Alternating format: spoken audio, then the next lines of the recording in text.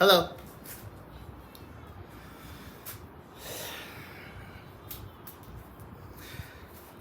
Jesus only taught in parables for a lot of reasons. For the benefit of it, and because he has to do what he says. Right? We tell you things now, so when they happen, you'll start to believe. What do you mean, Vince? What does that mean? Okay, so listen. A parable is a way to tell a story through words or pictures to illustrate a moral lesson, something that's real. Like 1 + 1 is 2. 1 + 1 will never equal any other number but 2. Okay? There are things outside of our power. And one of the things with pride, which is part of the virus sin, is pride has side effects. It makes us think that we're more than what we are. You know, we see this every day.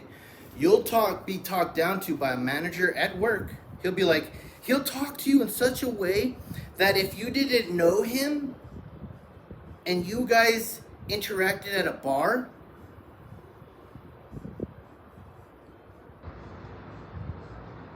that would never fly. Not 1 second. The way you just talked to me right now, if we were at a bar, it probably would have never happened. You would have been afraid to talk to anyone like that. You see what I'm saying? So, well, he's at work. No. We're to salute the title, not the man. I would never talk to anyone the way you guys talk to people.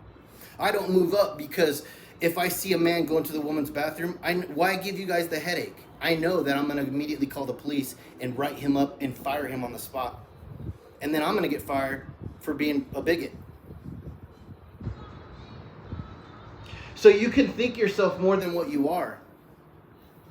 And that's a side effect of pride. So a lot of side effects come with more side effects. Like, how would you explain this, Vince? Well, there's a side effect of psoriasis. When you get older, the first side effect is flaky skin. And then a side effect of this after a long period of time is a messed up joint inside. See how a side effect had a side effect? Well, sin does the same thing. That's a parable. I downloaded the information. And one of the things the parable does is it steps you outside. Whether you like it or not, you have to accept 1 + 1 = 2. That's why people in the spirit, you can do things. Like, you can't do things in the flesh. In the spirit's the same way. Like, I can't do that. Well, you can't do what? I can't just see straight ahead like that. That's what the spirits are saying to us. I see a sphere completely around me at once. And everyone testifies to this. Don't try to understand it. Just like they'll never understand how you can only see straight ahead. They'll never understand it. We'll never understand because we're not of it. And that's what a parable does. It takes you out of what you thought you were, and it makes you say that, damn, I voted for those laws. And I knew the whole time 1 + 1 never equaled 3. I voted for those laws that everyone will be fired if they will not respect and acknowledge that the sky is red. When not one person on the planet looked up and saw a red sky. That's what a parable does. It takes you out of what you think you are, more than what you think you are, and it downloads straight truth. That's what a parable does. It has a lot of side effects.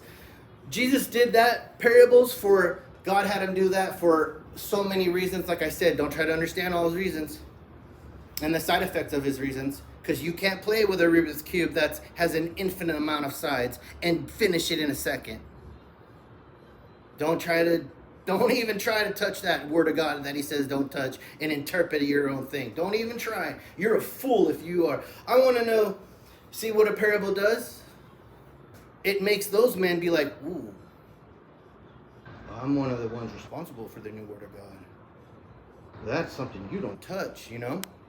It makes you do that to yourself. That's what a parable does. Watch, here's a parable. God gave me the gifts of parables. I've always explained things that way naturally, ever since I was a kid. And when I read the Bible for the first time, I was like, wow, God, you gave me the gift of parables? Because it's always, ask anyone in my who's ever known me since I always was a kid. I always explain things like in a parable. Watch, here's another parable. This is why I was doing the video. Because after I do the video, each day I only want to do one video a day.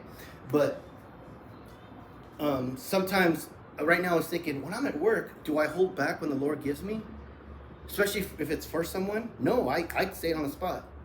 You know? So I'm going to say the parable that he gave me in the kitchen while I was cleaning my brother's thing, waiting for him to text me back, because I got to make my errands, right? Anyways, this is what it's like, Christians. Now, this is a parable for you creatures called Christians.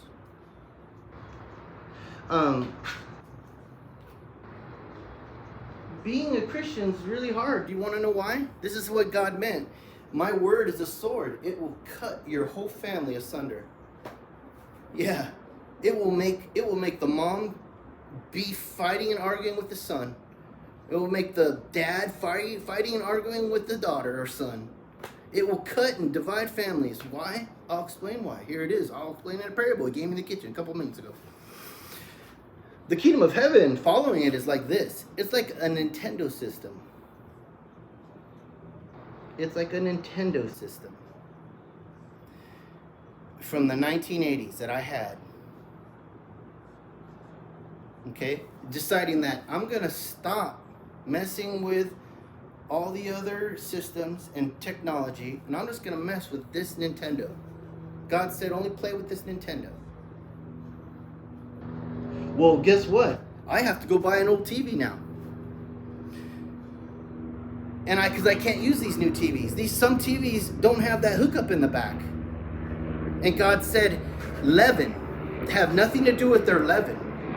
And know what leaven is? That means I got to add on some of their stuff to adapt my TV to their TVs. God said, don't add any leaven. Just play with the Nintendo as it is. So that means I can't get a hookup adapter for the new TVs. If I want to follow the Lord, I have to give up all the old TVs and just use a tube TV with the tube graphics in my house. And even though the temptation to go use all the new systems out there, the Lord said, those for some reason, you don't know yet. All that's important is obedience and getting my blood. Just trust me. Don't touch those TVs. And this is where the choice comes. Am I going to let go of all my other TVs? He said only use this Nintendo. What about all these cool new graphics? PS7's coming out soon. PS6 coming out soon. I got to just play with this because he said, trust me, that's bad for you right now. For this moment of time, for this small puff of smoke of time, if you trust me and just play with this, I will be able to clean you and give you things thousands of times better than what they have right now. Unpolluted by sin. I can give you things. Nintendo 7, are you kidding me? You know what we're playing with in heaven? We're playing with PlayStation 1,007,777 and you're for a small puff of smoke of time, you're gonna give up obedience to go just to play with that PS7 right now. Are you kidding me right now? You don't believe in God. You call yourself a Christian. You're not a creature called a Christian. And then it will divide families. Families will say, well, I don't want that old stuff in my house. I only want new things.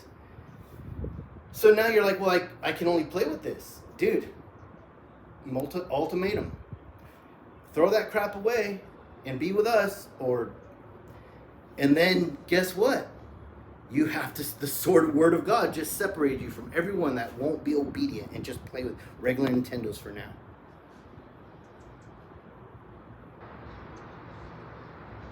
That's how parables work. It just, boom. I know parables. Neo. One of my favorite movies of all time. I love The Matrix. Bravo.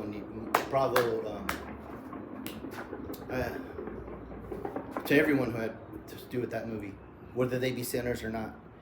In the image of God, you created an awesome movie, and it's one of my favorites. All right, that's a parable. Good luck.